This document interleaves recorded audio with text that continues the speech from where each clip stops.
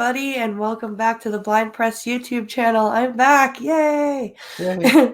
And it's Saturday, so that means we're doing Star Trek, and it's Hammer's turn. We're going to do his top three Next Generation picks, which are in chronological order.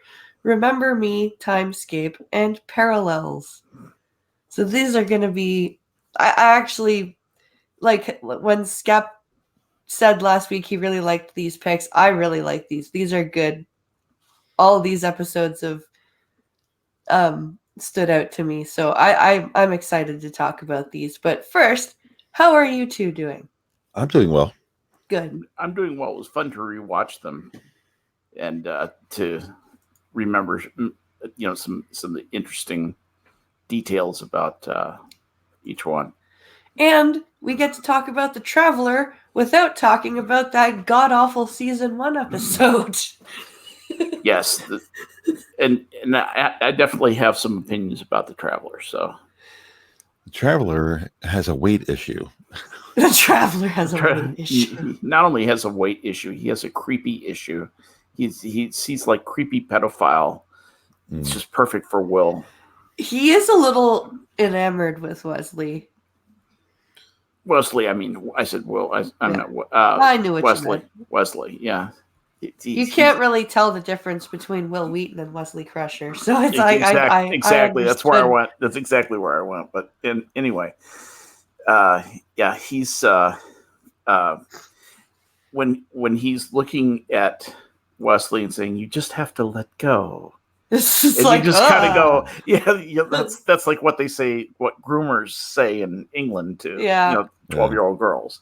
I felt uncomfortable. I felt like he was a NAMBLA guy. So anyway, so than that, to quickly summarize, we're gonna start off with Remember Me. This is a season 4 episode 5. Yes, episode 5 or episode 6. Either way, 4-5. Yeah, is what I have it as. And this, to quickly summarize, is Wesley, of course, is fucking around with warp field technology and trying to make warp bubbles. Right. Because, when you're 17 and you're bored, that's what you do, right? You totally play around with the warp field of a starship with the chief engineer's permission. Let's catch up Mom in a warp bubble, and in doing so also disable the main propulsion unit of the ship. Yeah, that'll be okay. And in Mom's world, all the people will start disappearing. Right. And it'll be totally fine. Right. I'm just gonna change the space-time reality here and make an episode of Star Trek. So that is Remember Me.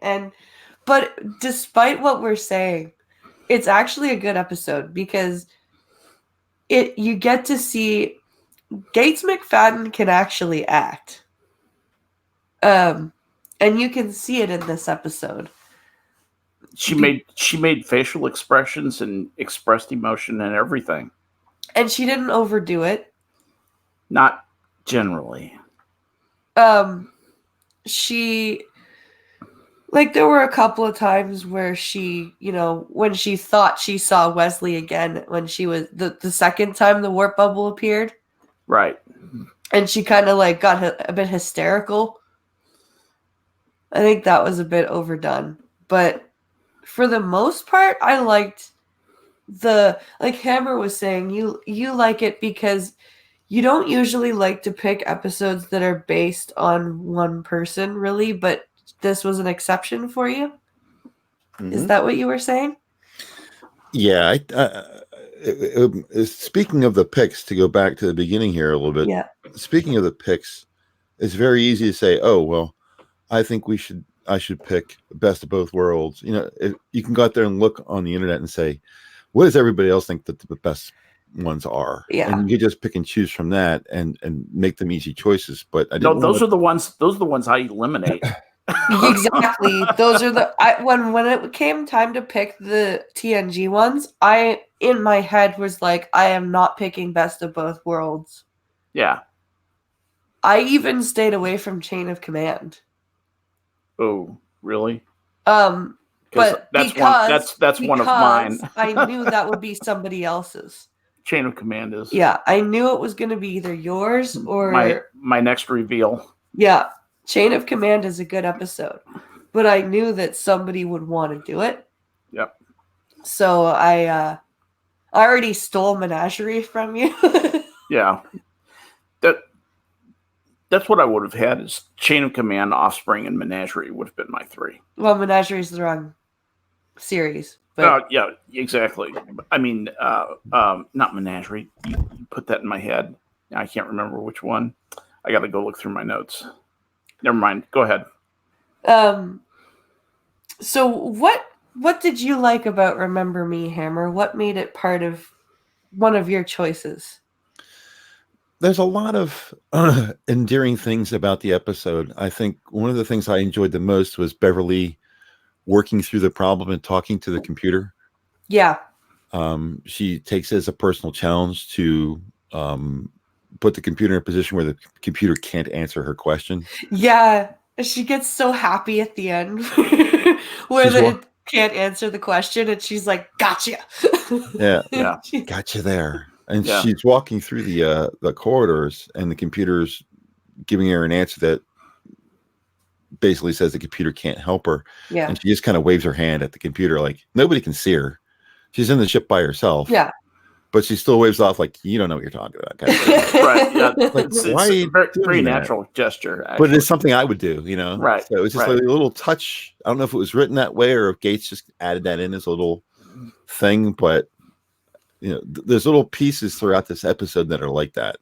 Yeah. That make it a little bit special. It very much reminds me, and she did a really good job of this, where you've ever been in the situation where you've forgotten something and you're walking through the house and you're talking to yourself and you're trying to sort it out and you're having a cup.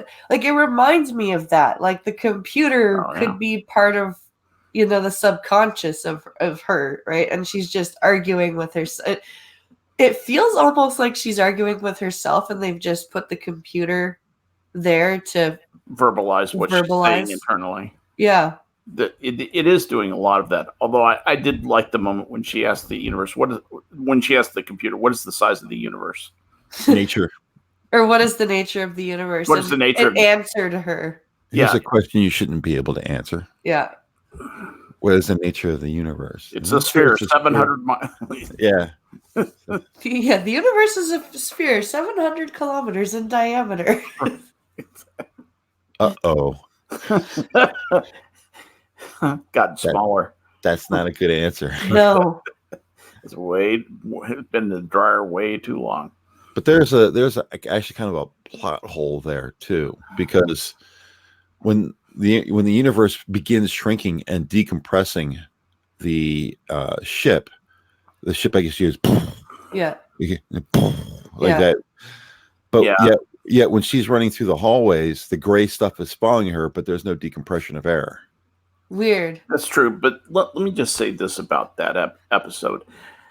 I gave this episode a big pass when I bought the idea that the chief engineer of a starship would let a kid play with the warp drive. Even Wesley. A science fair experiment. Even Wesley. Yeah, exactly. Yeah. But I don't know if I have as much of a problem with that as you do, because it's been made clear to Picard that Wesley is special. Yeah. And that Wesley gets things because the Traveler told him to. Yeah, basically it's true. The Traveler did in Where None Have Gone Before.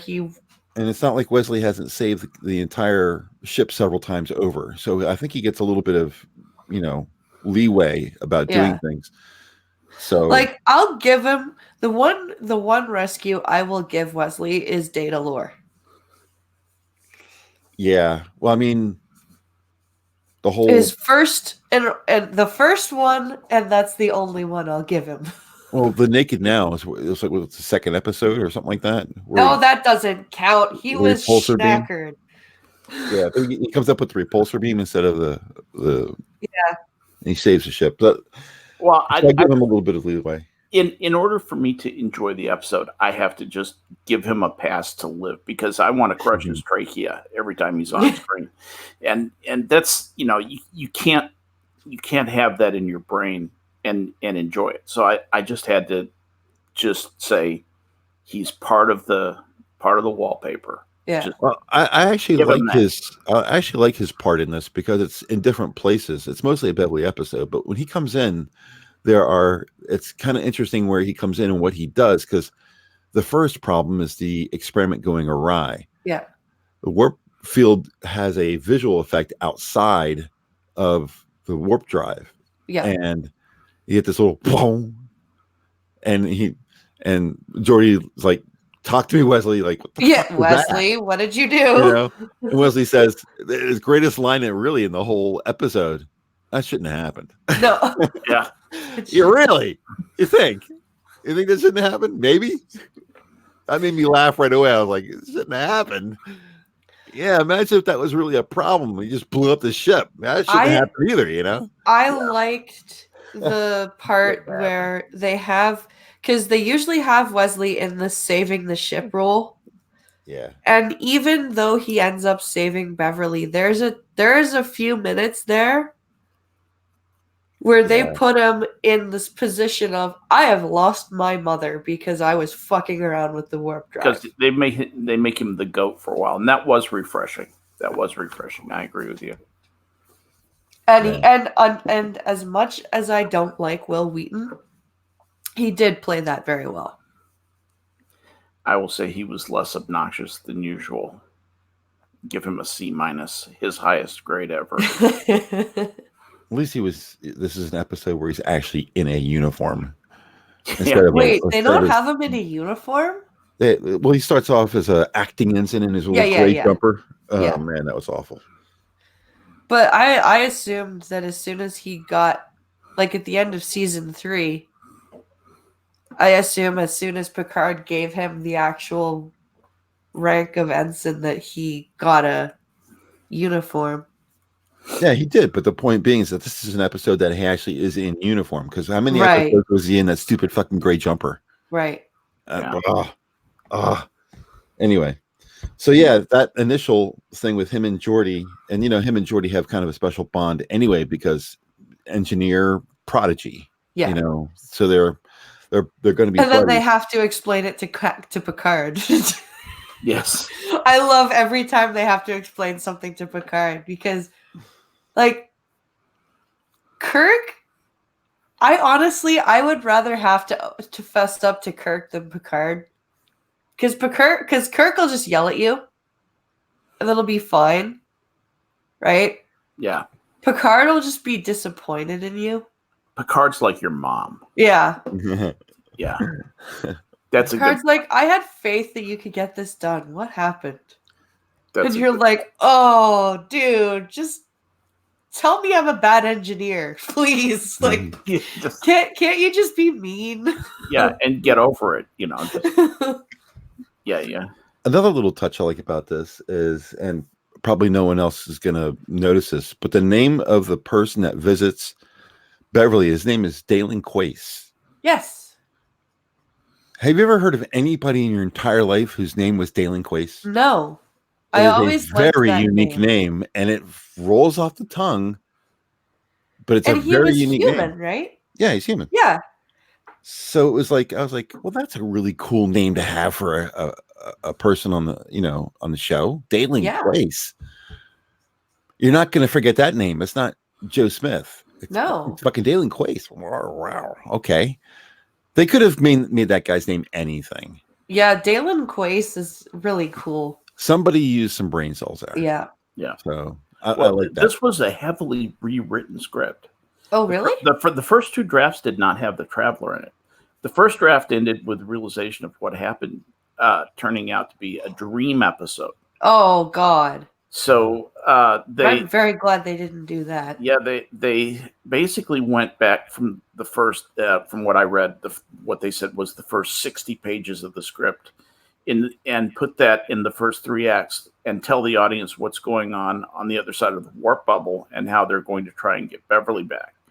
And then the next 2 acts are deciding how to get her back at the beginning of the year. We said we wanted to bring the Traveler back for something, so why not use him in this episode to help Beverly back? And the Traveler was brought in because they couldn't get the thing resolved in time. It was going to be like a 2 episode, or it was going to be an episode and a half to do it the way it was originally conceived. So it was going to be either a really unsatisfying 2 episode thing, and they only wanted 1 episode anyway. Yeah. So they just said, let's get the Traveler and we'll make it magic. That's another strength of this episode, is that it calls back to a previous episode. Yeah. Not only do you get to see the Traveler, which was kind of like when he shows up, you're kind of like, yeah, there he is. You get that kind of thing going. Yeah. But Wesley has a line in there. He says, well, I talked to Kaczynski and he has no idea. Yeah. I was like, oh yeah, Kaczynski, the asshole. You know what you know what drove me crazy about that? Why would you talk to Kaczynski when it was made perfectly clear that he had no fucking idea what he was doing in the first episode? No idea in what he was doing as far as being way out in left field, but he still was a warp specialist. I guess. Yes. Another interesting just tidbit about this thing. Gates McFadden actually gets thrown around in a couple of things. Like she did her own stunts. Yeah. She does her own stunts. Yes, she does. And here was the thing. She went to the doctor like the next day and found out she had been pregnant for a while. Oh, wow. Everybody in Trek does their own stunts. I mean, Marina Sirtis did her own stunts. By and large. And broke her coccyx. So she was out for 3 weeks. I didn't know she was trans. That episode, The Arsenal of Freedom, when Beverly falls, when Beverly falls down that giant hole. Did she do that stunt herself too? She does all her own stunts, so that's awesome. That's as I understand. You have to understand that hole that she fell in was 2.5 feet deep. Oh yeah, she just fell on a piece of like a bed. Right, basically a mattress is what. Yeah. So she didn't fall, 14 feet like it was. but they make it look like that. Oh yeah, camera angles, all that kind of stuff. Yeah, we'll get into camera angles later on. I have some points about camera angles in one of my other picks. Yeah. So she's arguing with the computer, and for somebody who's a doctor, she applies her medical process to something that's not a medical process. She basically diagnoses. Yeah, she diagnoses her issue using a medical process for a non-medical issue, and it works. Yeah. So I was kind of like, who thought of that? That was pretty smart. Yeah. Well, and I genuinely like Beverly. Like when I was a kid, I used to wish that Dr. Crusher was real so she could be my general practitioner. Do you guys remember the Voyager episode? I think it's called Projections. Oh. Yeah. Oh. And the doctor finds himself alone on board. Yep. And he's got to figure out what's going on. Yep. Kind of reminded me of that a little bit. A little bit. Yeah, they did. They kind of did a similar thing in that episode. So interestingly enough, when Dr. Crusher is pulled into the static warp bubble, she's not wearing a coat. While in the bubble, she puts on the coat. However, when she returns from the bubble, she's still wearing the coat from the bubble. Thus, it can be assumed that the bubble contained a physical reality and not simply a manifestation of Crusher's thoughts. Originally, that was going to be just a manifestation of something going on in her mind. Her thoughts become reality. So she thinks she's wearing a coat. She's wearing a coat. It became exactly. She thought she put on a coat, and when she returned, the coat really was there. Yeah. The question is, when she returned to the normal, she goes through the vortex and returns normal. Are there now 2 coats? That'd be interesting to the coat that she actually wore before she was ever in the warp bubble, plus the one she brought back with her. Yeah, exactly. Now there's two coats. If she was doing that, she might say, Wesley, call up that bubble. I've got some jewelry. Can they occupy the same space time? The great thing is, if she ran through the vortex and came out the other side, and the coat was gone, that would have been awesome. Yeah, that actually would have been. That I don't think they were thinking that far ahead, but that would have been a great plot device. Then it could have remained ambiguous. There's a couple of camera shots in this that are kind of weird too. When they first start working with getting the warp bubble back, and they're moving the Enterprise into a proper alignment, the Traveler walks around from his side of the console behind Wesley, and turns around and walks back to his side of the console, never touching the console. That's weird. In the meanwhile, he's saying things like, "Let go of your expectations. The pressure's on yourself." He's giving all this kind of weird psychobabble. But if you watch what he actually does, he leaves it's the center console, right? Yeah. They're facing each other. He turns to his left, walks past Geordi, behind Wesley, stops, turns around, walks behind Wesley again, then back to his position, and never touches the console. Meanwhile, he's spouting the psychobabble kind of stuff. Right. Huh. Why did he even have to move? What was the idea behind it? He never had to move. He just sit there and talk across the console. Why does Chris Rock have to pace when he's doing his comedy? Yeah, well, I mean, that's a lot of people have that issue where they have to move to actually think. So, and maybe that was it. Maybe he just but that's the only time he does it. On the move. It's the only time he does it. He never does it before or after. So it just seemed out of place. It didn't make any sense to me. Huh. Okay. It's like they wanted to change camera angles, so let's give him some movement so he can change the camera around a little bit. Yeah. So that was that actually is probably what it is. I think you're absolutely right. To make it look a little more dynamic. Right. The other one I wanted to get to, and I was speaking about this to Polly last night. Really, it's a shame that we don't have Polly on the crew. I know. I kept asking him. It's a timing issue. He can't be up this early, but it's really fun to talk to Star Trek stuff about this because he's every bit as enthralled with it as we are. Yeah. But I was talking about this episode last night because he asked me what episodes was I going to talk about. So I gave him, he's like, "Oh, those are." He had the same response you guys did. He thought my picks were good too, which made me feel good. So I pointed out to him. I'll point it out to you guys too. Beverly comes through the vortex and stands up. I mean, you can see her fall on the floor and stands up, and it's her face, so you know she did the stunt. And she stands up and she hugs Picard. How many episodes does she actually show that kind of emotion with him? Like 3. Not very much. Not very much. And it's the look on her face is very genuine. Like she's really relieved to see him, which I thought was really good acting. Well, and I agree with you, Hammer. To extend that, when she says, "How many people on board the ship?" I was going to get to that. Yeah. I wanted to kind of play that whole line. She turns away from him and she sees the Traveler, and she doesn't say, "Oh, it's the Traveler." She says, "You." Yeah. Do I have you to thank for this? Yeah. And he says, "No." And he doesn't say it was your son. He just turns and looks at Wesley, who's collapsed on the other side of the console. Yeah. And Wesley scrambles up, does the Picard maneuver, straightens out his jacket, walks over to his mom. And you can see the same relief on her face again. Yeah. I was like, yes, she nailed it again, because now she's hugging your son, which matters to her even more than Picard does. For as much as she's in love with him, there's, to mom and her son, Yeah, nothing like that. And then she says, "Jean-Luc, you don't want me asking, but how many people?" And he says 1,014. That's the number it's supposed to be, right?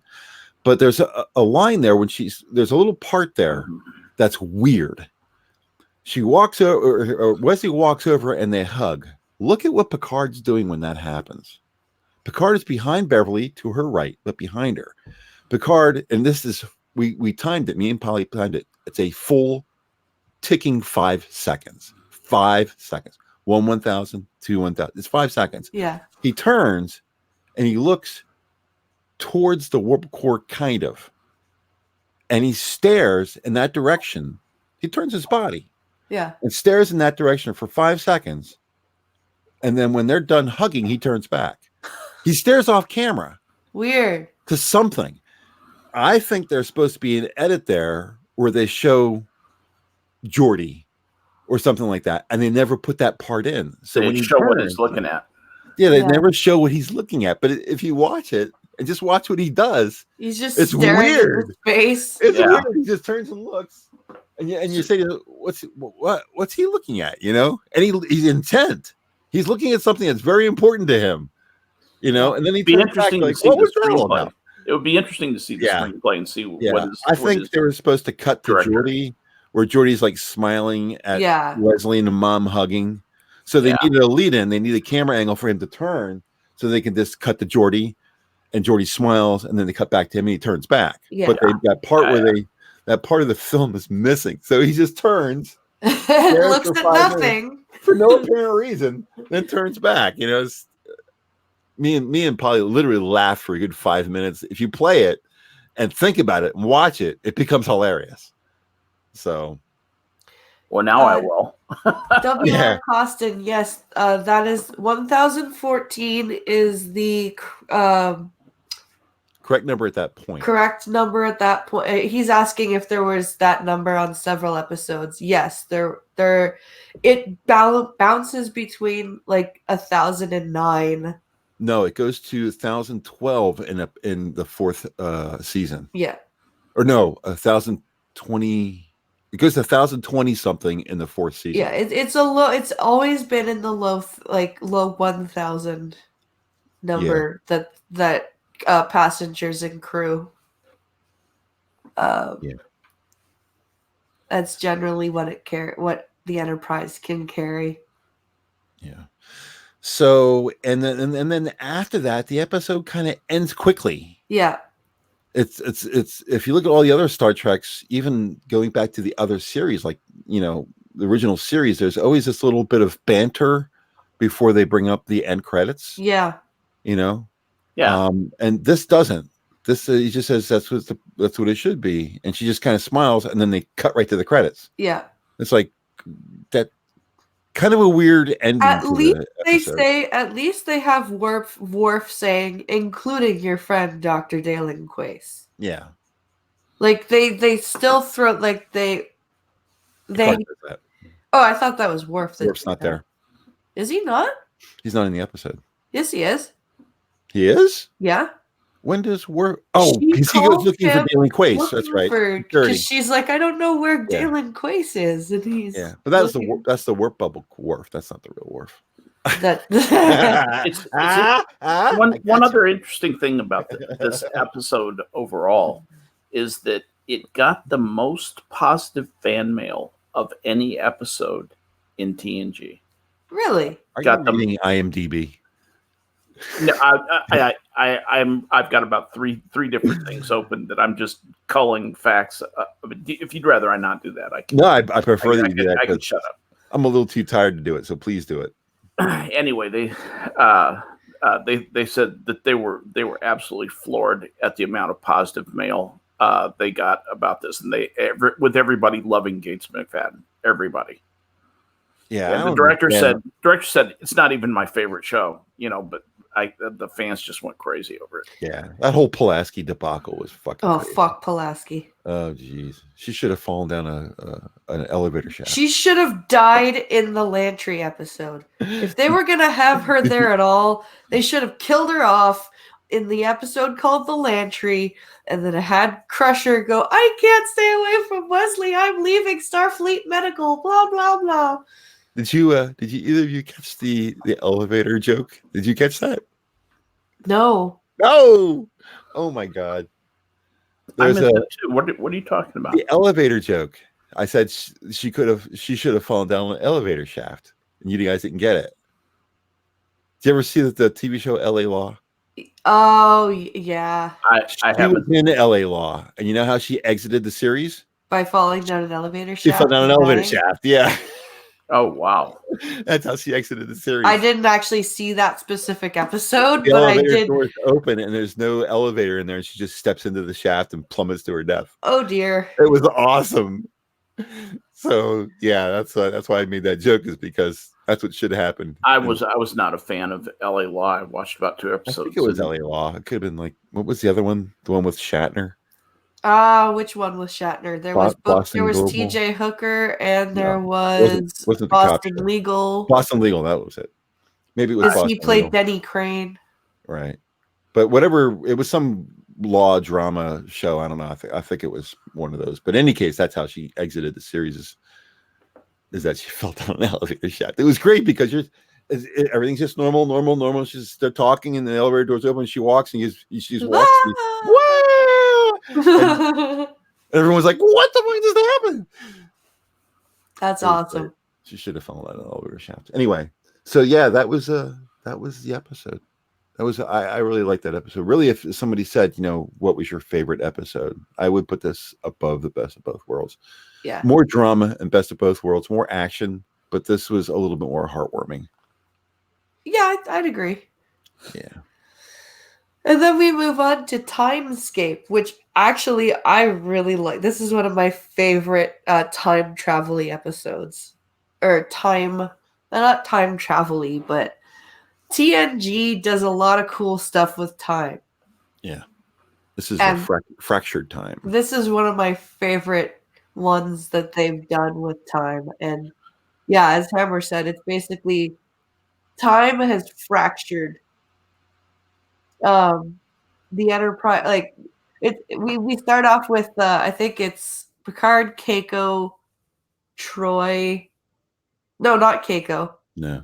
Picard, Troy, Geordi, and Data. In a runabout. They had come back from a conference. And they discover that the Enterprise is adrift next to a Romulan warbird. So that can't be good. Yeah, don't skip too far ahead because a lot of the things. There's a lot of points I want to make before we get anywhere near that. You go. Since it's your pick, you. Yeah, well, the first thing is this episode was directed by Leonard Nimoy's son. Really? Yeah. Cool. And it's apparent to me that he is a student of film because a lot of things that he does throughout this episode are, I wouldn't say tricks, but they are very film school. Yeah, they're film school. I wouldn't say tropes or tricks or anything like that, but they are things that you'll be taught to do and how to do properly when you're in film. I took film in college. Oh, okay. A couple of film classes in college. And I recognized him doing things. I was like, hey, I remember that from film school. There's a part of the episode after they realize that there's something going on here. There's some, Geordi freezes, all that kind of stuff. The Troy's like, what the hell? Plasma is moving up my arm, that kind of deal. Yeah. Which I always wonder because plasma is superheated gas. Yeah. If plasma is moving up your arm is a stump. Yeah, I was gonna say, do they mean plasma as in like plasma, or do they mean like blood plasma? That's I'm not sure what they meant there. And moving up your But the definitions I have for plasma, neither one of them fits about what he's talking about. No. I thought he was talking about superheated gas. That's what plasma is. Right. If superheated gas is moving up your arm is dripping. You have no arm. Yeah, your arm will be gone. Your arm will be converted into plasma. Yeah. I guess it was a type of plasma that did not interact with normal space-time or something. That's maybe, I'm looking at possible. Or it just tickled you when it interacted with space-time. That was fakey. I had to just give that a pass. Yeah. But that was some good. I enjoyed the acting from Geordi at that point because the way he explains it makes you feel like it actually did happen to him. Yeah. Oh, he says it with such enthusiasm. Oh, the feeling of it moving up your arm. You think to yourself, did he really have blood? Is that the actor, or did they? He says it with such. It's so Geordi. LeVar Burton is great. There's so genuine. There's a couple of scenes in a couple of different episodes where he has that genuine reaction, and it really works. Yeah. Like the episode he's a passionate engineer. He is. With the episode where Riker gets Do you remember the episode where Riker gets tricked by the kid who's like all alone, and he keeps like yeah. And at the beginning, it's his birthday, and they're saying, what make a wish? What do you want for your birthday? And he says saxophone lessons, or trombone lessons, and LeVar Burton genuinely just dies. Like he's like genuinely laughing, belly laugh. Mm-hmm. Like, and it's like LeVar Burton does have these great moments where he's so, and that's another, like the plasma one where you were just talking, that's definitely one of them where you'd believe that he'd actually experienced that. Yeah, you believe that he is Geordi. It's not just an actor playing a part. You think to yourself, I want to meet Geordi, the real, that's the real Geordi kind of. So, so there's that, and the whole interplay and banter about Troy being propositioned by an interspecies mating specialist. And Data saying, well, did you fuck him? Did you take him up on no, I didn't fuck him. What the hell's wrong with you? Look on Brent Spiner's face is like, what do you mean you didn't fuck him? Yeah, I'm just asking. Like he's got that sour look, like he drank something he didn't like that he wants to have more of. It is revolting. Wants more? Yes, please. Look on his face like this is just awful. He's just not getting it. No, he doesn't understand the whole point. So that made me laugh. Patrick Stewart gets to have a funny moment at the beginning where he's making fun of the boring physicist. Without any pause, he just kept talking, moving from one subject to another subject with no pause. No one had a chance to interrupt him. And it was really quite hypnotic. It's like, yes, Jean-Luc even has a sense of humor. It's a great scene. Isn't that a great scene? It is. Everybody has a chance to really shine in that scene. But they had fun doing it. Yeah. That translated through. Yeah. After they realize that there's an issue and Data and Geordi move up to the front of the ship, it's just Captain and Troy. And she goes through the process of freezing herself, all that kind of stuff. Yeah. She plexes. That was from another episode. It's a callback. She reaches behind her ear and taps the back of her ear for a couple of times to try to center herself. The thing that she teaches Barclay. Right. Or tries to. Yeah. Brilliant writing. A callback for people who are Star Trek fans. Everyone else would not understand that. If you just gave that episode to somebody who's a casual watcher, they wouldn't even notice it. Yeah, they wouldn't notice it. But I was like, hey, she's plexing. She's tapping the back behind her ear. She's doing that whole thing. So that a little tiny piece of brilliant writing that didn't have to be there. No, but being there was just very cool. And it means the thinking of the fans. Yeah, right. Exactly. That's for the fans, right there. That is. That's a callback. People who are watching the show, who are faithful to the show, this is a callback to you guys. You've invested the time. Here's a little payoff for you. Yep. And then. This is where you see the first what's what I'm looking for here, the first instance of where the director and camera angles play a part in this episode, because there's this thing in film when it comes to cameras. It's called crossing distance. Whenever you're dealing with characters who are talking to each other, especially if there's something between them, and you want to give people the feeling like they are more intimate, even though they are at a distance from each other, they use a term called crossing distance. And what it does is you move the camera closer to the person, and as the person is delivering their lines, you slowly move in towards the person. Okay. And then when you cut to the second person, the other person in the thing, you do the same thing. You start at a point of reference that is the same point of reference as the original person that you were dealing with. And you, as they're delivering their lines, you move in closer to them. Oh, okay. Yeah, it's called crossing distance. And it works on the mind and the emotions of the person watching the episode, and it gives a sense of intimacy. Gotcha. And so what the director is doing here is, besides the lines being written to share personal information with each other, he's using the camera to make these two people seem closer as well. Like they're sharing something intimate. It doesn't have to be sex. It's not that. Yeah. It's that they're being good they're friends. confiding in each other. You're establishing a bond. And when you have to go back and watch the episode to see this, but I picked it out immediately. I was like, I know that process. I've seen that done before.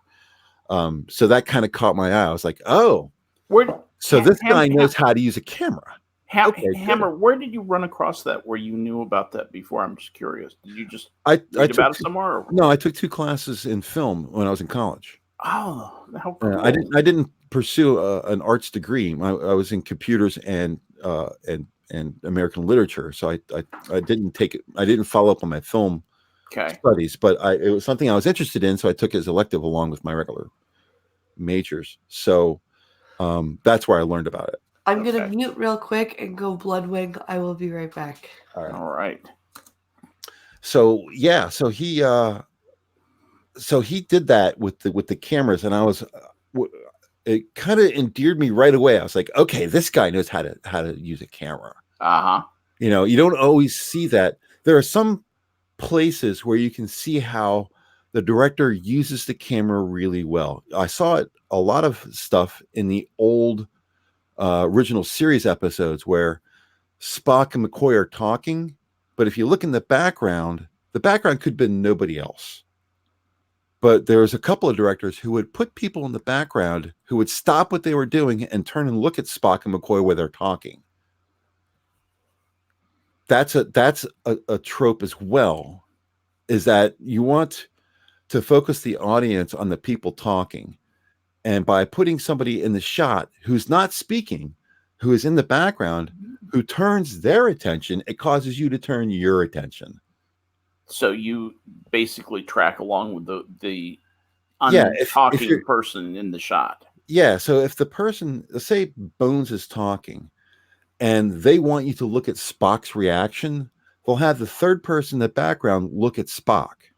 When your unconscious mind sees that person turn and look at Spock, you'll look at him too. You'll look at him too, right? And you'll see his reaction. That makes perfect sense. Yes, that's interesting. I never would have thought of that. Thank you so much for sharing that. Yeah, if you get a chance to take, if you're doing something in college, I would say take a couple of film classes because you learn all of these things. They're very cool. The problem is you notice them separate from the show. It's sometimes it'll take you out of a show.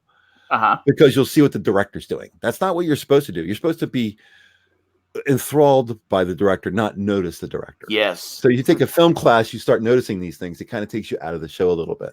That's like why I don't watch the commentary on certain movies that I buy the DVD for, and it has the commentary. I don't watch the commentary because I don't want to be out of the picture until after the show's over and you go back and watch it. Yeah, and then I might take it apart. I do that with some. Right. So yeah, that's I noticed that throughout this episode where he uses a lot of camera angles and a lot of camera positioning and known. I keep using the word tropes, but it's not really a trope. It's a procedure, I guess you would say. Really. Technique would probably be a better word. Mm-hmm. To make people feel things that you probably wouldn't do if he shot it any other way. Right. So it's really brilliant directing. Something that stands out that I don't see in every TNG episode. So they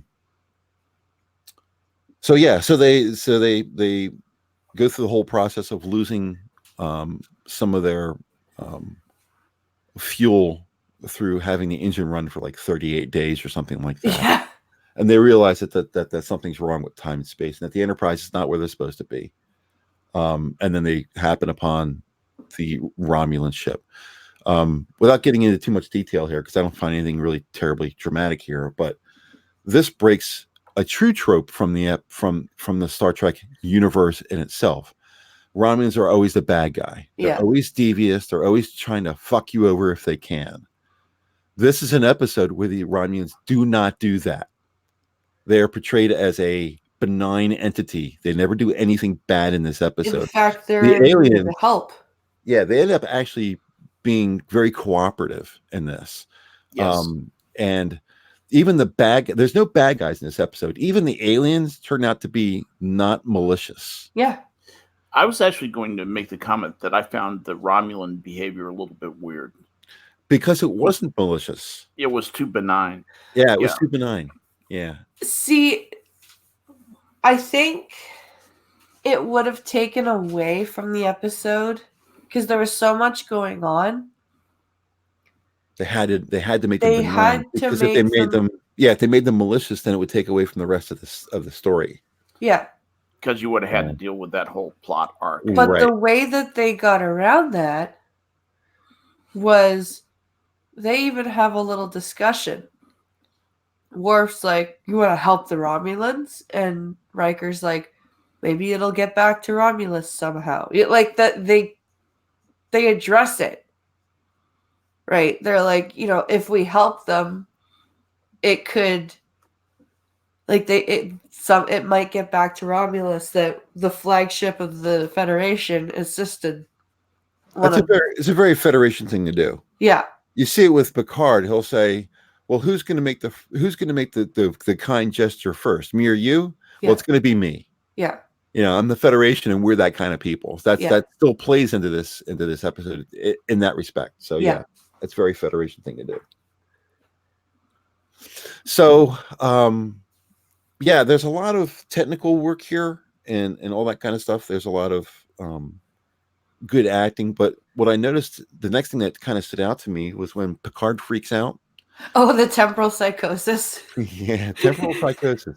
And I got told like a few years back, he starts drawing smiley faces in the air and stuff like that. The warp core is exploding, but because time is fractured, it's moving at such a slow space that as the steam is coming out, it's so slow as to appear to humans like not moving at all. Yeah. So there's steam in the air that's just sitting there. So he draws a smiley face in it with his finger. 2 eyes and a smiley face. And he points at it and laughs. And I notice a problem with that is the way he points at it.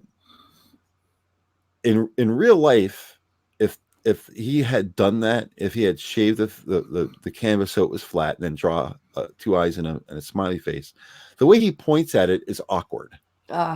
He points at it with his elbow to his side, and he's pointing up at it from underneath. That's not how you point at things. You stand back a couple paces and you point like straight at it. Yeah. Right. Yeah. So it's kind of weird. I noticed that. Polly noticed it too. And it's just one of those weird things, like it doesn't make any sense. And it's because it's a special effect. Yeah. They couldn't figure out how to position him the right way. So it ends up, he kind of, in when they're shooting it, of course, he's pointing at nothing. Yeah. They're adding that effect in later. So that's something weird. But what got me about this episode is Patrick Stewart's acting when he freaks out. Yeah. It's odd. It's not how if somebody freaks out, that's not how they would act when they freak out. He turns, he laughs, laughs, and he turns, he says, no, and he turns towards the barrier between the warp core and the warp stations. Yeah. And there's a plastic glass kind of window there, and he kind of bang, and you can hear the glass. If you listen, you can hear the glass kind of and he bangs on it, and just the way that is very weird. Don't you think his freak out was kind of strange? No, actually, I bought it. Oh, maybe because I can't. It's the visual part. But what do you think, Skep? Do you think it's kind of weird the way he turns and kind of bangs on the glass? I thought it was completely canned, and I kept waiting for something to happen where I would be sold on what was really going on screen, and that I found it unsatisfying. He's good at that. Like, he's good at freaking out. So there's no way. Yeah, I just it did not feel natural to me at all. We have so many. It wasn't him. Examples. It really was not him. No, we have so many examples of Patrick Stewart as Picard losing it in such a good and believable way. A more believable way would be for him to turn to Geordi or Troy and say something's wrong, and then it's kind of collapse. Yeah, that would be very Picard. In other words, yes. I'm experiencing temporal psychosis, but I'm not going to show you the effects of it. I'm just going to tell you that I know and I've seen it and I'm having this problem. And then if he collapses, that's fine because he's not superhuman. But he wouldn't just go, no, no. That's not Picard to just lose it like that. That's exactly. I was trying to put my finger on it. It doesn't have the. Picard has a certain dignity or decorum that even when he's losing it, demeanor, he doesn't step outside of, even when he's kind of out of control. Yeah, that's true. Like even when he's in the Sarek episode when he's mind melded, he's in his quarters. Like ain't nobody but Beverly seeing that freak out. Right. Like he's a very private man. Yeah. He's a very private man. Yes. Very private fella.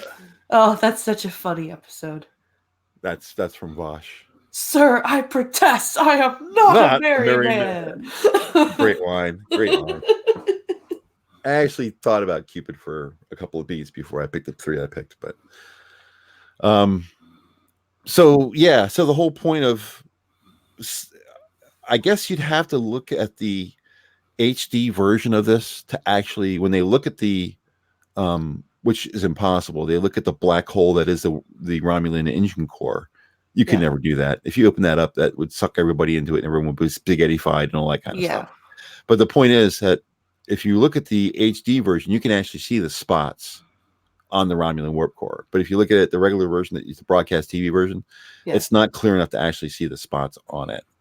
But I want to know what kind of dumbass race decides, I know, I'm going to power my ship with a fucking singularity. Oh, you're complaining about the Romulans. I was thinking, what kind of species has to incubate their young on a black hole?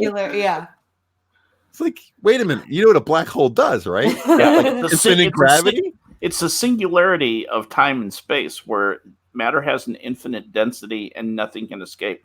So it might be your young. You can lay your eggs. You can lay your eggs, but nothing comes out. Yeah.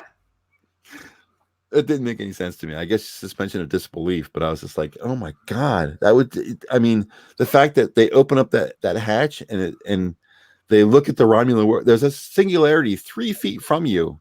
Right. You know, how could you possibly not be sucked into that thing, you know? Yeah. Yeah. But whatever, I guess they have some kind of force field. The point being is that how did the first alien baby exist? Actually, the way that I sold that to myself was that I said that black hole was so far removed from me in another dimension, one of the other 8 or 9 dimensions that we can't see. In one of those dimensions, it was so far away. It's like being, a person in flatland. You have no concept of up and down. And so the thing could be 10 feet above your head and you would never see it. And so I told myself it was like that, and that was the way, because otherwise, that's a black hole right there. It's going to instantly destroy everything, or as Hammer said, spaghettify everything, and quickly convert it draw it into the singularity. It would be. How did the first alien babies exist? If they have to incubate their young on a black hole, how did they evolve to that, Hammer? Yeah. How did they evolve to that? Everybody else died except the ones that incubated on the black hole. Okay, natural selection. Interesting. Can you imagine 1 billion years from now, the human race has to incubate their young on a fucking black hole? Yeah. How do you get there? Fuck that, magnetar. We have to incubate our young on a magnetar. Yeah, on a magnetar. God, that's a scary celestial body. Yep. Magnetars probably scare me more even than black holes. Black holes just suck. They're what they do. It's a drain. Okay, we got it. It's the sewer. But magnetars are evil robots that just cast out beams and destroy things. Yeah. And you don't know which way the beam is going to go. Nope. I'm very interested in astrophysics, so I watch a thing called What the Math. It's a Russian scientist who goes over astral phenomena and that kind of thing. It's not like John Michael Gaudier where he's like explaining things. He's saying take a look at this star. And he goes into detail about any specific star or any specific planet or how it works or what it does. And he did a thing on neutron stars and how they're pulsars and all that kind of stuff. And it's really interesting stuff.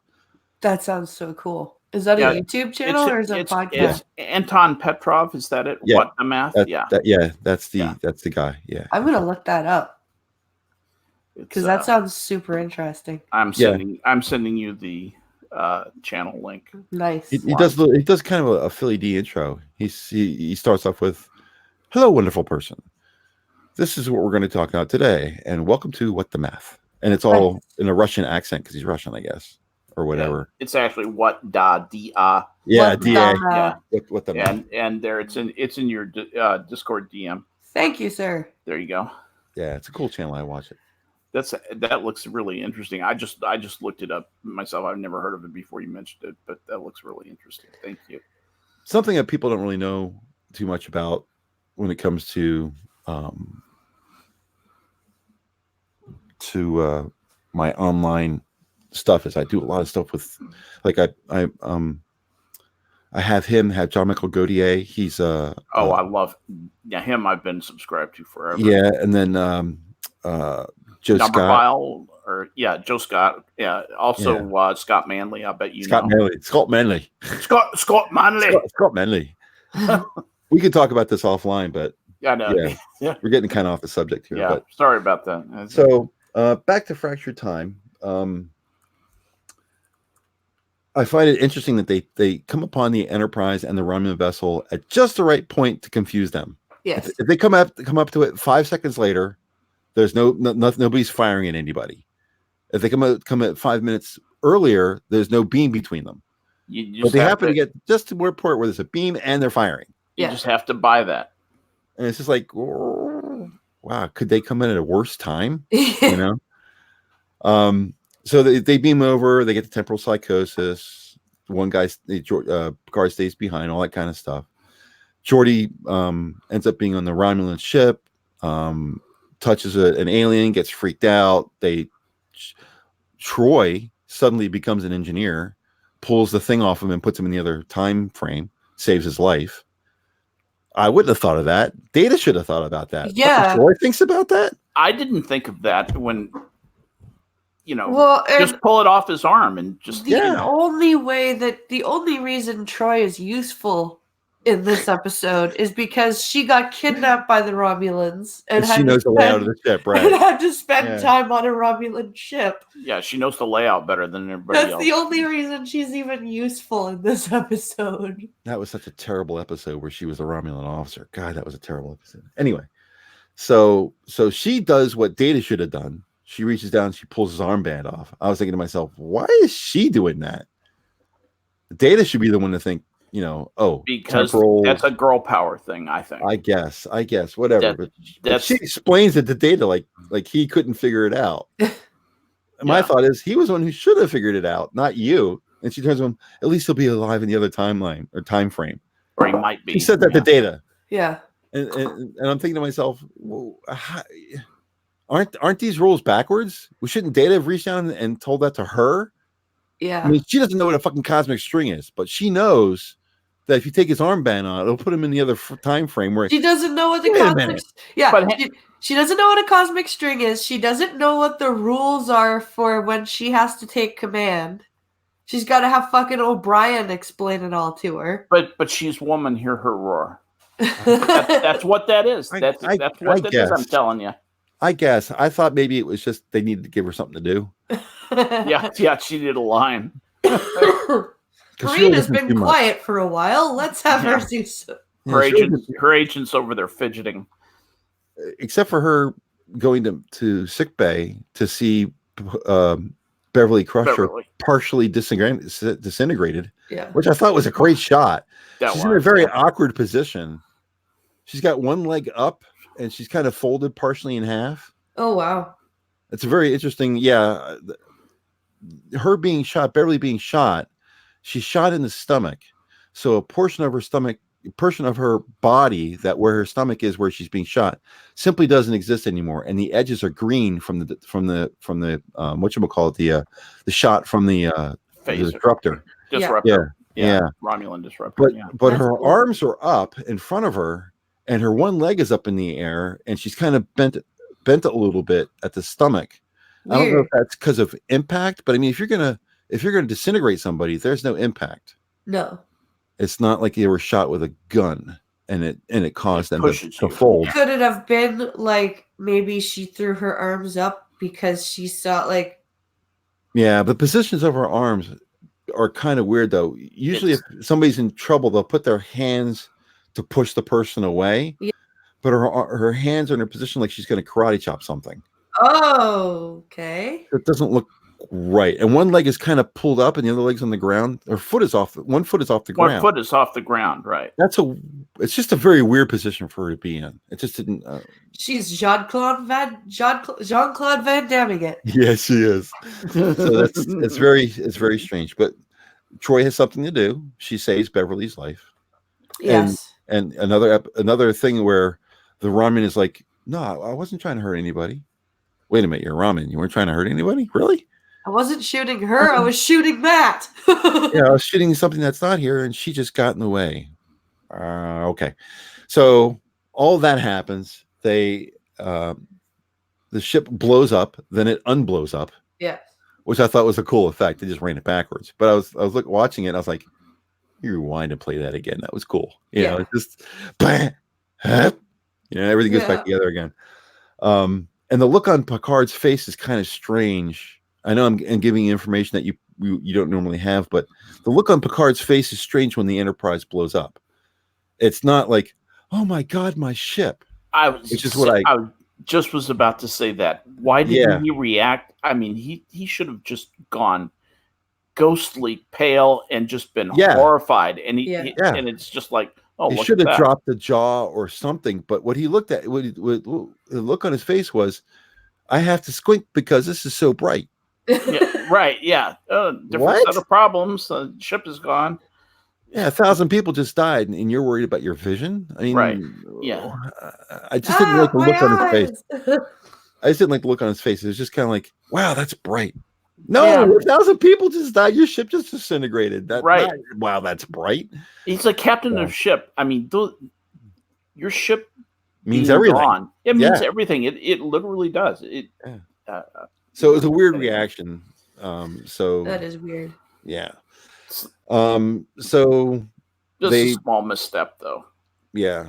Overall, I really enjoyed the episode. Yeah, the whole thing with Data being electrocuted and falling because he was touched by the female. Yeah. It's just the right time for it to be an issue, a drama issue. Yeah. Don't initiate the power transfer. I'm sorry, sir, I already did. And Data says, well, let me try to fix this, blah, blah, blah, blah, blah. And she walks up and goes, and he falls, Yeah. That is to prevent Data from saving the day. Yeah. That's the whole reason behind that. Nothing else but that. Data Something's got to save the day. It can't be Troy. Data can't do it yet again. Yeah. So Picard has to take remote control of the. It's a good thing Geordi's not on the runabout. That would have been very deadly. Yes. Wouldn't that have been an interesting choice to have somebody of value on the runabout and have Picard have to make the decision, right? That would have 1,000 people or somebody on the high drama. You mentioned Ensign Rowe is on the shuttlecraft. Exactly. Of course, he could have just beamed her off. But the point being is that because at the point all the shields are down. But the point being is that would have been a great dichotomy to have to run through. Yes. I sacrifice that person to, Yeah. I mean, sacrificing the runabout's not a big deal. It's just a piece of hardware. But a person on it makes it a whole different problem. And then the whole idea of Picard suddenly being on the ship and Riker's response to that. Yeah. Captain Picard, what are you doing here? You just popped out of nowhere. Where did you come from? And Picard's kind of like, I'll explain it in a minute. And Riker buys that.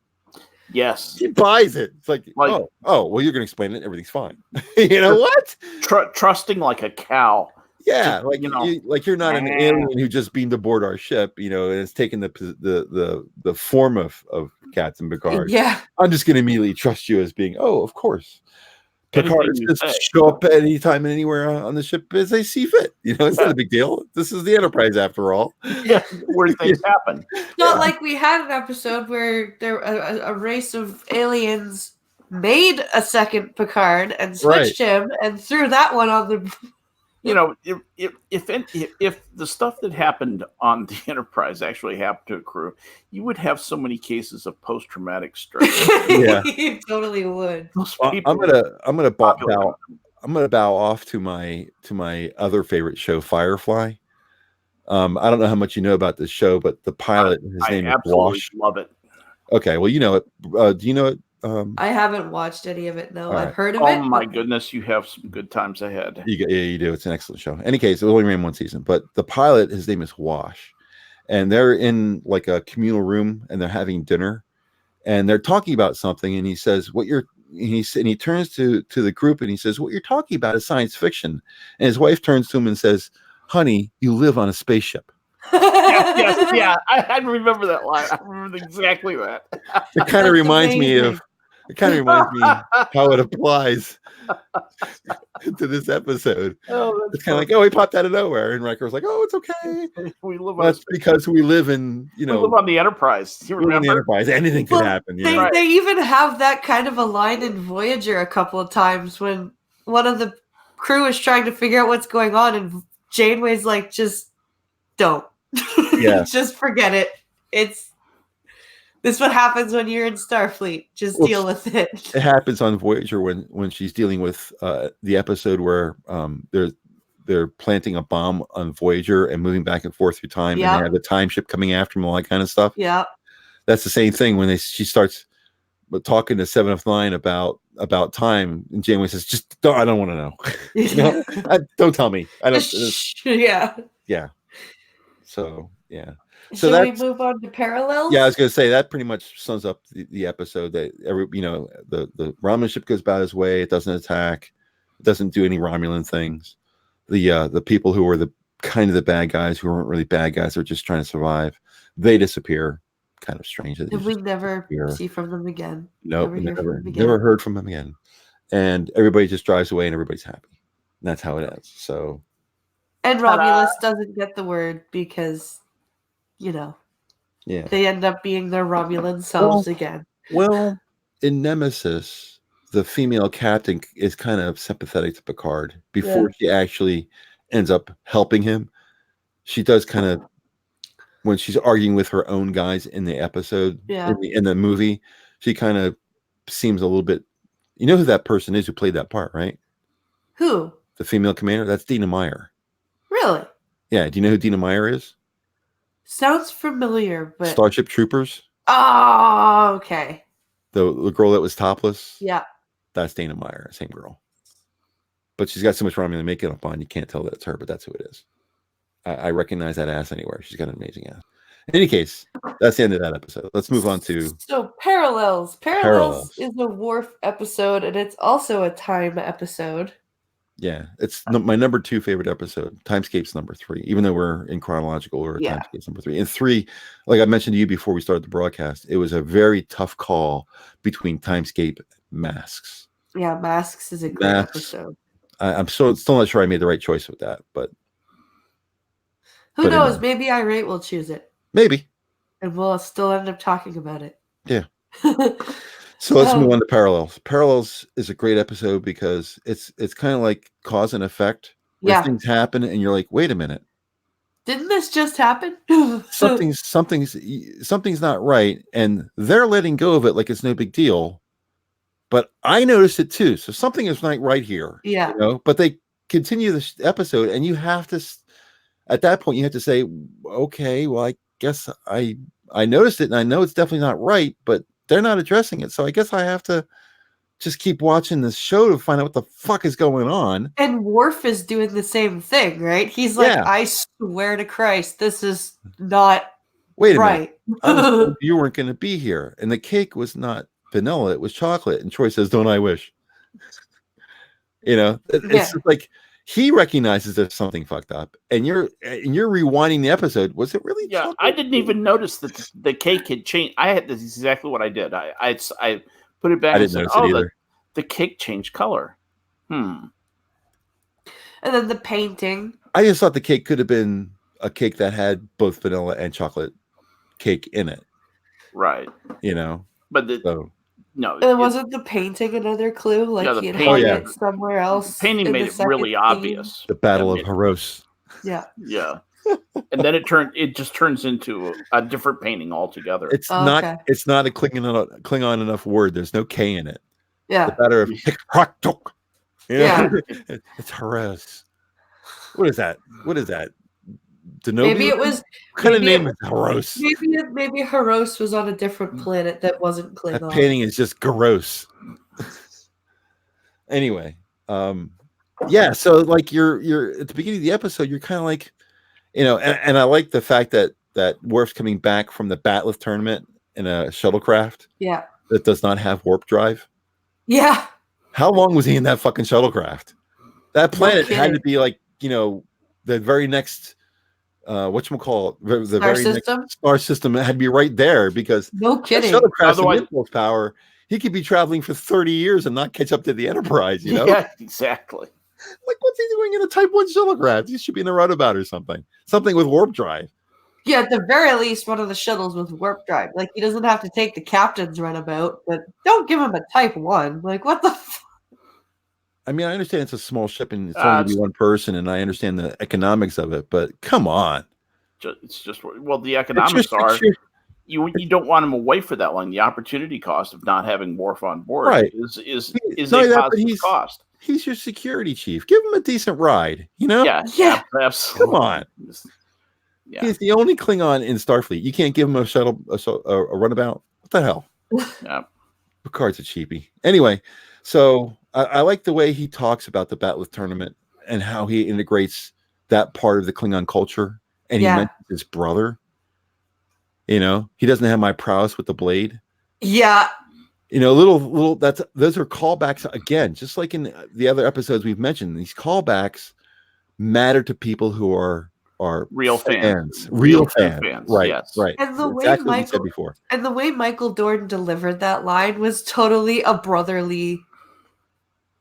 Yes. Like the way he doesn't have my prowess with the blade, but he still did very well. Right. It definitely sounds like something a brother would say. Yeah, it was well written. Totally an elder brother thing to say. Totally patronizing. Yeah. What was he? I got Grand Master. Was that the title? He got first place. Championship standing or master. Yeah. Something standing. Was it champion standing or championship standing or something along that lines? But yeah. And the way he picks up and admires the trophy, made you feel like he really was happy that he got it. Worf would, very rarely smiles, but the point is that you can see the pride on his face and in his voice. And Worf balances very well. I find Michael Dorn does a very good job of balancing his pride in his Starfleet career with his pride in his Klingon culture and his Klingon heritage. Yeah. And they clash sometimes, but Michael Dorn just does a great job of portraying that. Yeah, you see it in the episode where he kills Duras. Yeah. He takes off his whatchamacallit, his communicator, badge. And he throws it on the table and misses. And they kept it in the show. He throws it, it bounces off the corner and falls on the floor. And but see, that's what would happen if you were that upset and angry. You didn't care. Exactly. And you throw something and it misses, you're not gonna go, oh shit, let me pick that up. And you're just like, fuck it. And the director didn't reshoot it to fix it. Yeah. He was like, oh, he missed. Let's keep that because he would miss and not care. Yeah. I don't think that was intentional. I don't think it was written. Michael Dorn throws his communicator and makes it bounce off the table and fall on the floor. That had to be by accident. Yeah. Right. Yeah. I don't care how good you are, as far as mechanics are concerned, but there's no way you're going to throw it at just the right angle so it bounces and hits the floor. There's no way. That had to be a mistake, and they kept it in. A happy accident. Yeah. We got that, didn't we? Please, cut. Did we get that? Please tell me we got that. So you go through the whole process of the cake and the painting, and it goes on different walls, and there that whole thing with Troy. You can see the flirtation between Troy and Worf and Troy starting in this episode. Yes, I think this is the first episode where you think she wants to fuck him, doesn't she? Yeah, because she just the way she looks at him and tilts and cocks her head and her hair flows, and she just decides that she's going to redo his painting and take down the shield and put up the painting. And it's going to be, something that she does in his room, and she's going to put her touch on it. Yeah. She wants him. Yeah. It's just kind of, if you're a guy, you're thinking to yourself, yeah, she likes me. Yeah. You picked up on it. And the woman is saying, he's going to be fine once I fix him. Yeah. Yeah. So, the great thing about this is Geordi is the guy who pushes him between these temporal realities. Yeah. But you don't know that. Geordi just appears to be a character like any other character in an episode. You don't realize that his visor is doing because we've come to see Geordi as not a person with a visor. No. He's just another member of the crew. Yeah. You don't think about his visor, but this is an episode where suddenly his visor, which is normally very, no big deal. Yeah. Innocuous, perfect word. Suddenly becomes the reason everything happens in this episode is his visor. Yeah. So it's a nice play in how it was written, how they could take something that is amazing that we've become used to and comfortable with and make it special again. And make it something kind of evil. Yeah. Driving the bad things that are happening. But also drawing attention to how amazing it is. Yeah. Yeah. Well, that's really cool. It does for me. I don't ever take Geordi's visor for granted, Yeah. And probably the best thing about this episode is how it changes people's roles in the show. Yeah. He goes from security chief to second in command. Beverly Crusher is gone. It's Dr. Ogawa now. Yeah. And how people change, the Enterprise becomes progressively weaker and weaker and weaker and weaker as a starship. I don't know if you've caught that, but in our normal thing, the Enterprise is a kick-ass fucking ship. Yes, it is. Yes. As this goes along, if he sneezes at the Enterprise, it fucking falls apart. Yeah. The reason he can't make it to the battle tournament is because something broke again. I can't make it because this broke. It's like, what the fuck is this? The Enterprise suddenly falling apart? Kind of deal. And the Bajorans come up and they whip our ass. Yeah. Yeah. Getting your ass kicked by the Bajorans. And there's a specific shot that makes me laugh every time I see it. The Bajoran ship comes up and they're now and they're gonna fire, they're locking weapons, and Worf is number one now. And he kind of looks to the front of the bridge, and he kind of half winks and cocks his head, and he says, "Shields." Like, I can't believe I'm doing this. Why am I telling him to put shields up? He doesn't seem comfortable being second in command. Yeah, he's not. He's not. No, he's not. He's still a security chief. This guy who's in this body is not the number one, who's been the number one on the ship for years.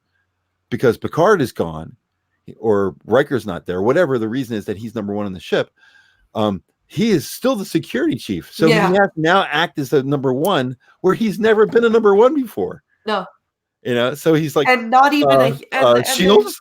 There's not even a human reason that he's number one now. He's just, you're number one. Yeah, right. And the funny thing is that it seems to me like he says things because he's heard Riker say them, do it. Yeah, not because he thinks it's the right thing to do. It's like, what would Riker do? Exactly. What would do? Riker would say shields, so I guess I should say shields. It kind of plays on his face for a second. That, like, I don't know what to do, but if I were Riker would do this, so I'll just do what Riker does. And it only plays for like a half a second to a full second on his face. Yeah. But you hear it in his voice. Shields. So shields, kind of. I guess that's the right thing to do. That's what Riker would do. The fuck do I know? I'm a security chief. Yeah. I'm supposed to make sure the shields work. I'm not supposed to give the order to get to put them up. I put the shields up. I don't give the order for someone else to do it. Yeah, exactly. Oh shit. Anyway, so they find out that Geordi is the cause of all of this, and you see it because Data works it out with him. Yeah. Data says, "Well, where did it happen first?" Who was there? Geordi and his visor. Okay, and then it was in engineering. He got pushed again, and people changed positions. He's on the opposite side of the room now. Yeah. Geordi pushes him into a different reality. How a different reality changes where you're standing seems like a very minuscule point, but okay. Something has changed. Nobody got demoted or promoted or anything like that. They just moved around. Data's not there. Yeah. Suddenly data disappears, that kind of thing. So by this point, when you're watching the show, that something's wrong. Yeah. Something's not right. So at least you're in the position where it's not you. They're actually showing you that it's not you. Yeah. So at that point, you're like, okay, it's not me. I can understand this. So the next thing is they find out that Geordi is the cause of this. So they go to see Geordi, and Geordi is dead because the Bajorans are now the ultimate power in the universe. What the fuck? So they go to sick universe. They go to sick bay, and Beverly is there the first time. Yeah. So they talk to Beverly, and they show Geordi, and he's on the mat, and Geordi is naked. Why is Geordi naked? I don't know. Maybe she's gonna autopsy him. I don't know. And they've autopsied people with clothes on before, but in any case, and the way maybe she wants to do it the old 20th century way. I guess the way they have it, the way they have the mylar covering him is it covers him from the waist down. Of course. And then reality shift, and now it's Dr. Ogawa, and they show Geordi again. This time, the gold covering has moved, and now it's just barely covering his crotch. Oh God. Yeah, now you get to see the side of Geordi's body from shoulder to knee. So you see the side of his ass. Oh, okay then. And LeVar Burton said, just so you know, I was 100% naked. No merkin. If they would have moved if somebody would have yanked that, you would have seen penis. Oh, wow. He was naked underneath that. That's... Of course, a big laugh at the convention when he says that. But the point being is that he really was buck naked underneath there. I don't understand why changing to Nurse Ogawa changed where the cover was on Geordi's body. It didn't make any sense to me. I don't know either. And why is he naked? I mean, is that for the women or something? Why is he doing that? Why did they write that in there that Geordi has to be buck naked? Because every time anyone's ever hurt, Picard has his heart shot and he dreams a whole dream sequence with Q, and he's got a big black mark on his uniform. He's never naked. Yeah. But why is Geordi naked? I don't, it stuck out to me. It was like a big red light. What's going on here? Anyway, so a couple more shifts happen until they finally realize what's going on. They go to Riker because Picard's gone. Yeah. Because the Borg killed him. And this is where the episode gets interesting, where they end up breaking the fissure between realities, and other enterprises start showing up in this reality. Why they didn't travel to another reality, I guess, is because he broke the fissure in this one. Maybe. That's why everyone shows up here instead of this ship going to a different reality. And you even get the Enterprise with the crazy Riker. Yeah, we'll get to that because that's the whole thing. Abraham Lincoln Riker. Yeah. Abraham Lincoln Riker. Yeah, he had a big old beard, big honking beard. Yeah. So like Abraham Lincoln. so the Data makes the joke. This is the funniest part of the entire episode. He says, "In X amount of time, this sector will be full of enterprises." I had to pause the show. I was laughing so hard. I didn't want to miss the next couple of scenes because I was laughing so hard at that point. Who wrote that? Yeah, that's funny. Why would you come up with that as something that you would be?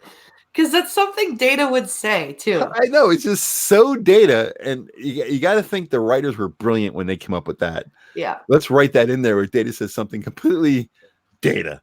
Yeah, in 17 minutes, the entire sector will be full of enterprises. Yeah. Okay, dude. Thank whatever. you, Data. Yeah. Thank you, Mr. Data. Thank you, Mr. Data. So the Enterprises start showing up, and of course they get 2,760 hails, because it was the first thing the Enterprise does whenever they come upon anything is they open a hailing frequency. Yeah.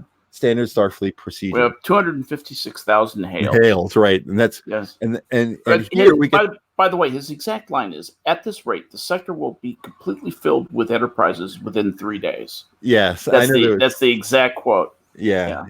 Anyway, and we get to see changes to the Enterprise. There's a different center console. We get to see the Enterprise from season 1. Yep. Where all the stepping stuff has been removed and everything's flat again. Yeah. There's a new console behind the captain's chair that wasn't there. You get this Boeing this I don't know what it looks like, the arch from the holodeck. Okay. Shows up out of nowhere. Apparently we need more equipment because the Enterprise is so fragile that you need all this extra stuff to make sure it keeps working. And then Tasha Yar shows up. Yes. Didn't expect that. And she looks kind of weird. The makeup they gave her doesn't look like the Tasha Yar from season 1. Okay. They make her lips very gray. All right. And they make her skin tone very flat. She looks very made up. Tasha Yar, you looked very young and fresh and pink-lipped in the original season 1. And here she doesn't look like, I mean, it's the same actress, obviously, it's Denise Crosby. But the makeup is like, is that Tasha? Weird. Yeah, she doesn't look right. Did you notice that, Skip? I did not notice it, but now that I think about it, I wonder if that was they were trying to make her be dead or something, make her look dead. I don't know what they were getting at, but she doesn't look right. Yeah, but she's still her. She's she still does what she normally does. Of course, Wesley is now back on the bridge, even though he was gone at this point. And he's Lieutenant Crusher. Yeah, Lieutenant Crusher. Thank God we don't have that reality, huh? Yeah, no kidding. So they figure out what's going on. They send Worf, or they attempt to send Worf back through the fissure to collapse the realities back into a single point by creating an inverse warp field, or depending on what part you're listening to, an inverse warp bubble, because they change it. Yeah. First they say an inverse warp bubble, then they say inverse warp field, then they say inverse warp bubble again. Yeah. Fucking pick the pick one. Yes, pick one. Is it a bubble or a field? Yes. So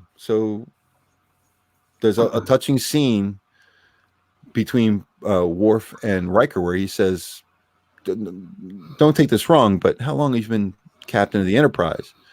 And Riker says, "Ever since we lost Captain Picard to the Borg." And you see a certain amount of disappointment play across Worf's face. Yeah. Because what he realizes is there's a reality where we failed to save Picard. To save Picard, yeah. Yeah. And it's the same thing where there's a reality where you weren't my husband with Troy. Yeah. You know, so there's that's pulling on the heartstrings. Yeah. So he gets in the shuttle, he starts taking off, and the shuttle comes under attack by one of the Enterprise. It turns out to be an Enterprise from reality where the Borg won. Yeah. They didn't just get Picard, they got everybody. And Riker's all fucking... And of course, whenever PTSD the Enterprise is damaged, it can't communicate properly anymore. No. You ever notice that? When there's any kind of damage, the first thing goes down is fucking communications. Yep. Would somebody get a decent radio? Come on. So the screen's all fuzzy. Antennas out. Oh no. The screen's all fuzzy, and of course, if you think about the kind of communication that they, like the subspace communication, that's got to be technologically extremely advanced and probably quite complicated and maybe fragile. And they don't have a backup to it. And there is no backup. How else are you're basically sending messages? You're sending messages, which means you're sending something with mass. We fucking have Wi-Fi. We have broadcast TV. But it doesn't go faster than light. It doesn't go faster than light. They don't have to. They're right next to each other. Well, okay, but I'm talking about when they communicate across the endless boundaries of space. Ship-to-ship transmission. Ship-to-ship is a different story. Yeah. Ship-to-ship is just a radio. Yeah, that's a UHF radio, and you're good. Yeah, that's the point we're at in this episode, though, is that they're talking right to the guy right across there, right over there, that they can point at. That I agree with you. Why don't they have some kind of backup for local communications? That doesn't make any sense to me. But anyway, So they fire in the shuttle. The baby monitor technology, for God's sake. The reality that we happen to be in at that point where we have no Picard, they say, oh, he's coming under fire, and he says, the Bajorans. Now, look, you're the Bajorans. Are you going to come into a part of the Federation where there's 35,000 starships? Even if for some reason you are now the superpower, no, I would not. And 35,001, I don't care how tough you are. So why would he? Why would he assume that it's the Bajorans? It had because to be you wouldn't assume, because you never assume something you would never do. I guess, but then can you imagine that many starships firing into one Bajoran ship at one time? Goodbye, Bajorans. It would probably create a star or something. A temporal rift or something. Yeah, exactly. Exactly right. Some kind of a space anomaly would occur. In any case, so you get to see a version of the Enterprise where they are doing everything they can to survive. Yeah.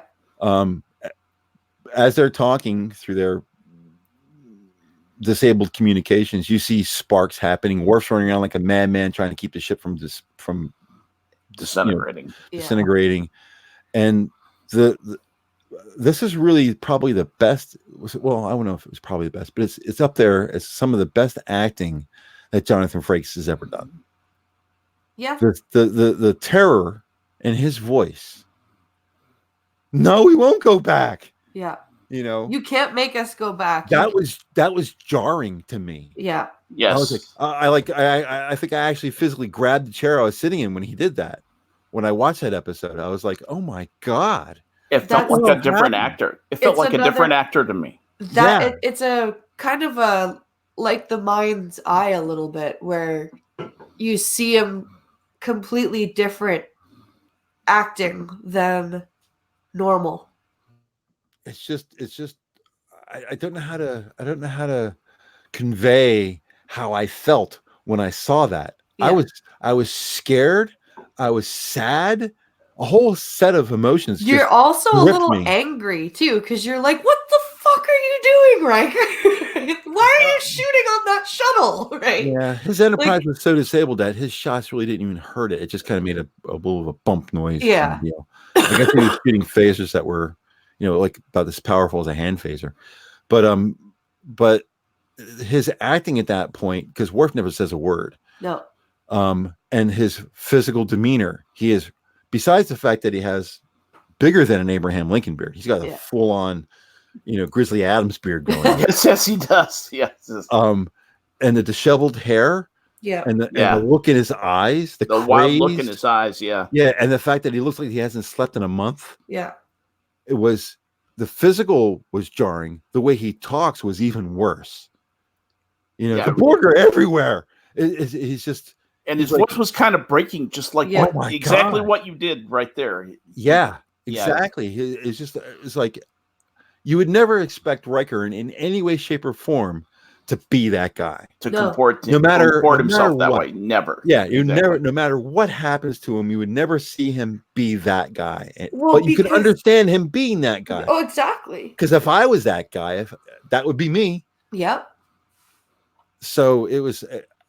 I have a hard time even now going back and watching the episode just to refresh it in my memory. I have a hard time going back and watching it. I have a tendency to just tap my forward key past that part. Yeah. It's great acting, and I'm making myself miss out on the great acting and a key part of the episode, but it hurts to watch. Yeah. Yeah. There's certain episodes that hurt to, like, I just won't watch, like the real life episode in Voyager. Oh, I thought you were ever since I became a parent, I refuse to watch that real life episode. I won't do it. You can't make me do it. I'm not. It's the one where Doc has a holographic family and it's all picture perfect. So B'Elanna's like, that's not how families work. Here, let me help you with that. Yeah, here's real life. Yeah. And then his daughter dies. And it's I remember that. Yes. Like, ever since I had kids, I can't watch that. Yeah. It was hard to watch before I had kids, but I thought you were talking about, when you said real life and a family, I was thinking about the episode for TNG because I didn't move to Voyager. Oh, the TNG where where the probe takes over and he lives an entire life. The Inner Light, yeah. Oh, that's a good episode too. When you mentioned family, I was thinking that's the only time I remember him having a family. But yeah, that was on my list, but that didn't rate high enough. But it was and everybody would choose that. Yeah, like Inner Light. It is his favorite. Yeah, it is his favorite episode. Patrick Stewart's. Yeah, he mentions it at a con that's his favorite episode. It's about him. I can see why. Yeah, it's all about him. So anyway, so Worf goes back through, and his trophy returns back to being one with all kinds of spikes and blades on it. Yes. I want to have a trophy like that. Just because I just want a trophy like that. I don't. Would that be awesome to go to a con and somebody is selling that at the con? I would totally. I don't care how much money it was. I would buy it. I would own that. Absolutely. Would have a place of honor in my office. But did you notice that the championship trophy and the 9th place trophy are almost the same, except for the giant blade going through the 1st place trophy? Well, the blades are the tri-blades from the logo for the Klingons. It's 3 blades, not just one. Right. So all 3 blades are gone. It's just a circle instead. But it's the same size circle, same size pedestal. Yep. Just the blades are gone. Yeah. No blades. Which just makes me think is that they filmed the scene without the blades and then glued the blades on and filmed the other scenes. Huh. That's what. Yeah. Yeah. I think that's how that happened. So yeah, this is another episode where they do one thing and everything is back to normal. All the changes and things that all happen throughout the thing, bang, everything's fixed. But I still like how at the end Worf is kind of like, did it work? He's kind of like walking around asking questions. They did do the thing where they did end the episode where Troy walks into his quarters and feeds the hissing beetle for the boy, and there is no surprise party, and he has her. This is where they start dating. Yeah. He pulls up the chair and they actually have dinner and he orders champagne. Yeah. And she's smiling. Yeah. Oh yeah. You catch that? Yeah, when he said champagne and this little smile comes on her face, and you just kind of go, uh-huh. In other words, he got the flirting I was doing earlier. Click. That's what she's thinking to herself. Mission accomplished. Do you think that he would have gotten it though if he hadn't gone through all that time shift? I'm gonna get laid tonight. Or do you think he would have just kind of ignored it if he hadn't gone through the time shift and discovered a reality where she was married to him? And I think this is the impetus. I think that if this episode doesn't happen, that they probably don't hook up, because they do eventually end up doing that. But I don't think. I think this all depends on whether, because even in the future, it's still the man's job to pursue. Yeah. So if he doesn't go through this process, he doesn't pursue her. She might be open to it, but he doesn't pursue it. The eggs don't swim to the sperm. Nope. Right. That ain't the way it works. Biology. That ain't the way it works. Yeah. So there's that's how the episode ends, with her finishing the flirting episode. It was originally planned that Tasha Yar would be featured in the alternate timelines that Worf experienced, but it was decided that this would make the episode too similar to yesterday's Enterprise. Yep. Therefore, Wesley was included instead. And they commented Wesley could have been explored in more depth, but I thought so Tasha isn't in the episode? Maybe I'm thinking of yesterday's Enterprise then. You might be. She was not in this episode. Oh, then I'm thinking of yesterday's Enterprise where she. I think you're thinking of yesterday's Enterprise. She was not in this. I thought I had missed it, and I'm looking through there. She's not listed as being in it, so I don't think I missed it. I'll go back through and look. I don't think she was in this episode. I know she was in yesterday's Enterprise, and I know that Denise Crosby played Commander Sela. Right. Yeah. They could have taken the opportunity to put people in even more substantial roles. It would have been nice to see Miles O'Brien as number 1. Yeah. And Picard and Worf is now captain of the Enterprise. Yeah. That was interesting. This is a season 7 episode, so I think the reason they didn't have Miles is because he was over on Deep Space Nine. in our reality, but this reality that didn't happen. It might have been a filming thing, though, right? Like could have been that he was filming season. Literally, might not have been available. He might have been busy filming season 1 of DS9. Yeah. It's so interesting. Fun. One of the notes about this episode is the first to suggest a relationship between Worf and Counselor Troy, which grew throughout the remainder of the season. The events of ethics and are referenced in as the catalyst for their relationship. I just think they could have gone further as far as changing things up on the Enterprise. How cool would it have been to see Keiko in a Starfleet uniform? Yeah. Except Keiko. See what I'm saying? Yeah, but I understand. But the point being is that they could have gone even further with it than they did. Yeah. You know, I think that there should have been a reality where things were really, really weird. Yeah. There should have been an episode where Denise Crosby was captain of the Enterprise. Yeah. Like, what? You know, now she went from security to captain of the Enterprise. You know, yeah, that would have been Picard weird. And Riker are dead. Yeah. Or he shows up on the Enterprise and he's dead in that reality. And they're like, Worf, I thought you were dead. Yeah. You know, there's things that they could have done with this episode that I thought would have been just like fucking fantastic. It's not that it's bad, but I think they should have gone further with it. That would have been cool. So, Skep, do you want to go next week since Irate had to go to his dad's? Sure. I just want to get one final comment about this. The last line of the episode, Champagne, was unscripted. Oh. Yeah, it was a suggested ad lib by somebody, and I can't find out who it was.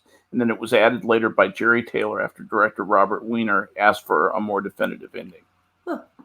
And somebody had suggested it before, and so they integrated that. Anyway, sorry. Yes, I can go next week. Okay. So I will publish my finals. Isn't IP back next week? Yes, but he's not here to choose. He's already chosen his 3 episodes. No, he hasn't. Yeah, I thought he did. No. Oh. Yeah, he hasn't told me what they are yet. No, he hasn't told me. He has. So. Well, we don't tell you anything. You have to ask us. I know. my cross to bear. It's a punishment for not going through my OBS qualifications. We're going to change the order then, right? So Skep's going to be next week? Yeah. Is that okay? Yeah. And then Irate will go after that. Yeah. So do you know what your I almost know. I want another night of freedom to change my mind because I'm going to be watching some this afternoon. Hey, I gave you guys one. You have to give us one. I know Offspring is one. Yeah, Offspring is one. Okay, good. All right, that's all. That's okay. Just need to have one. Yeah. Just to whet our appetite a little bit. Give me something to watch. Put him down. Oh God, yeah. That's one that actually brings tears to my eyes at the end. I cannot make it all the way through that without a Kleenex. Same. But well, guys, that brings us to another close of the Star Trek stream. I want to thank you guys for watching, and I thank Skep and Hammer for hanging out with me. And thank you for doing. Thank you for doing this, Blinds. Thank you so much. Cam Ryder, everybody in chat. Yeah, thank you for watching chat and interacting. And if you guys are looking for something to watch at 7:30 p.m. Eastern tonight, I am going to be playing Mortal Kombat on the YouTube channel for the fundraiser stream for the GoFundMe. And Minions of the Zoo tonight at 11:30. I believe it's Rejects night. So. And she will be running it. And she will be. At least that's what she told me. Yeah, she's going to be running it. Yeah, I know. Reject's going to be running her night. Unless I hear from her, of course. The world is coming to an end. Well, if you are, I'll keep my ears out for my DMs. So. Yeah. Do that. All right. Well, thank you guys for watching. And. We will see everybody. I'm not sure if there's going to be a Blind in the Special tomorrow night. Pincolo may be exhausted from a weekend of hurting children. He's at scout camp with Alex right now. So, good Lord, give him the night off, Blinds. I think I will. Let the poor man rest. If there is a Blind in the Special, it will just be a blind. Yeah. I'll keep you guys posted. But Yeah, thank you guys for watching, and we will see you guys later. Have a great day, everybody. Bye, See you, everybody.